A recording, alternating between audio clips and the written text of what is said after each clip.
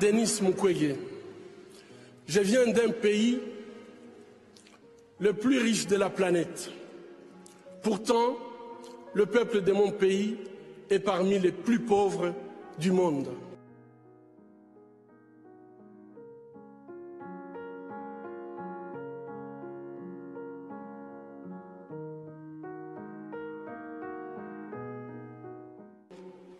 La réalité troublante est que l'abondance de nos ressources naturelles, or, coltan, cobalt et d'autres minéraux stratégiques, alimente la guerre, source de la violence extrême et de la pauvreté abjecte en République démocratique du Congo.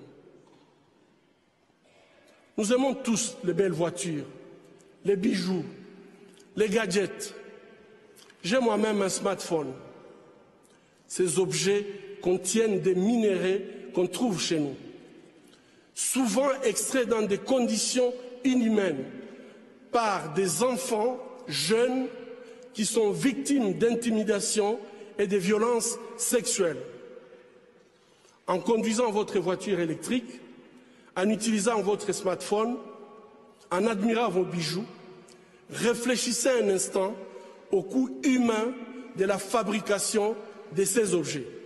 En tant que consommateur, le moins qu'on puisse faire est d'insister que ces produits soient fabriqués dans le respect de la dignité humaine. Fermer les yeux devant les drames, c'est être complice. Avec ce prix Nobel de la paix, j'appelle le monde à être témoin et je vous exhorte à vous joindre à nous pour mettre fin à cette souffrance qui fait honte à notre humanité commune. Les habitants de mon pays ont désespérément besoin de la paix. Mais comment construire la paix sur des fausses communes? Comment construire la paix sans vérité ni réconciliation? Comment construire la paix sans justice ni réparation? Au moment où je vous parle,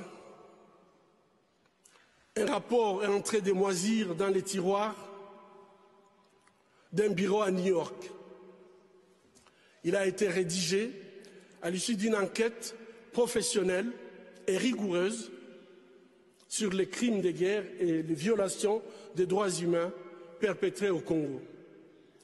Cette enquête nomme explicitement des victimes, des lieux, des dates, mais élude les auteurs. Ces rapports du projet Mapping, établi par le Haut Commissariat des Nations Unies aux droits humains, décrit pas moins de 617 crimes de guerre et crimes contre l'humanité, et peut-être même des crimes de génocide. Qu'attend le monde pour qu'il soit pris en compte? Il n'y a pas de paix durable sans justice. Or, la justice ne se négocie pas. Ayons le courage de jeter un regard critique et impartial sur les événements qui sévissent depuis trop longtemps dans la région des Grands Lacs. Ayons le courage de révéler le nom des auteurs des crimes contre l'humanité pour tout simplement éviter qu'ils continuent d'endeuiller cette région martyre. Ayons le courage de reconnaître nos erreurs du passé.